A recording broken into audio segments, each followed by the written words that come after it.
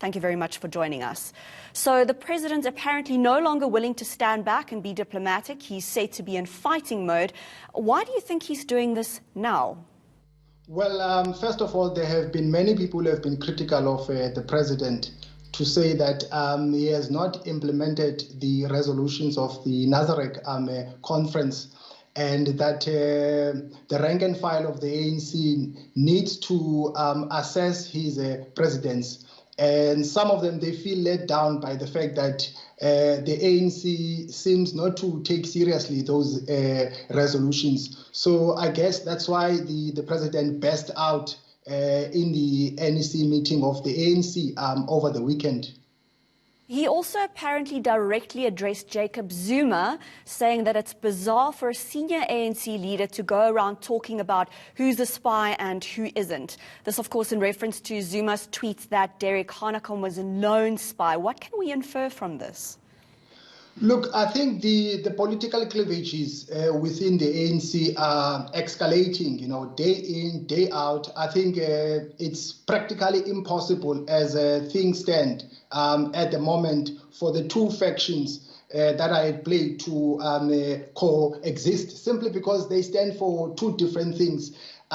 So I think what we can read into this is that the conflict is getting escalated, and I think there is no way out of this than, I would say rather, a split, in my opinion. Otherwise, we'll discuss the same thing over and over again.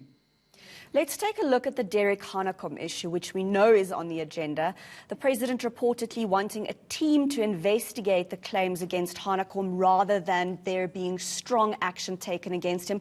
What do you think is going to happen to Derek Hanekom? I don't think that the ANC would take a stand in opposition to what he did. I'll tell you why. Simply because Ramaphosa has a slight majority in the ANC. And Derek Hanekom, whatever he is alleged to have done, he acted on behalf of Ramaphosa's faction. He did not act on behalf of himself. So that faction that has a slight majority will defend him. However, we don't know what might happen at the NGC.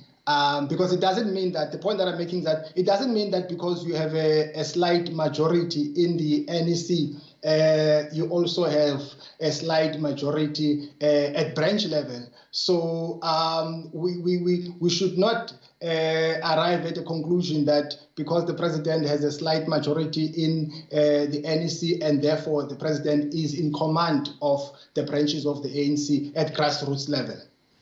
So another issue that is said to have been brought up is the Secretary General Ace Magashule creating and releasing media statements by himself. So Ramaphosa saying that a team of party leaders should be communicating the ANC's message with one voice, not just the SG. What does this tell us about the relationship between the SG and the rest of the party?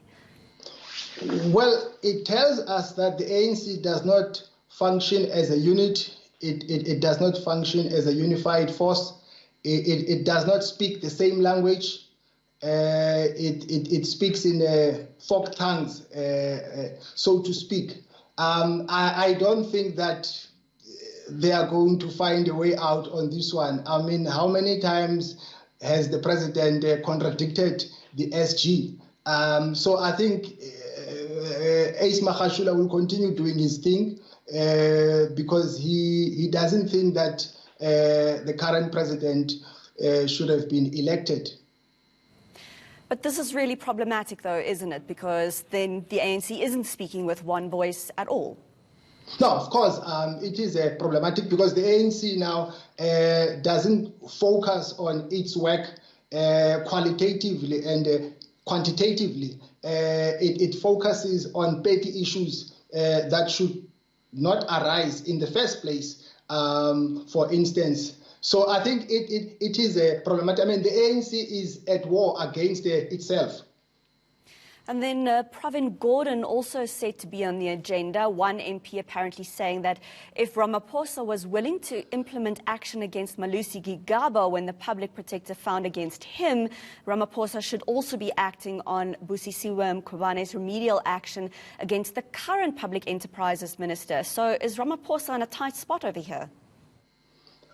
Look, everything has a context, and context is everything. I think we should examine each and every case in context, because the question is, for instance, if you're comparing the two, did Gigaba take the report of the public protector on a review? So are you comparing apples with apples, or are you comparing apples with pears? So I'm not sure if the comparison is on point there. All right, we're going to leave it there. Dr. Ntsikelelo Breakfast, a political analyst from the University of Stellenbosch, thank you for your time.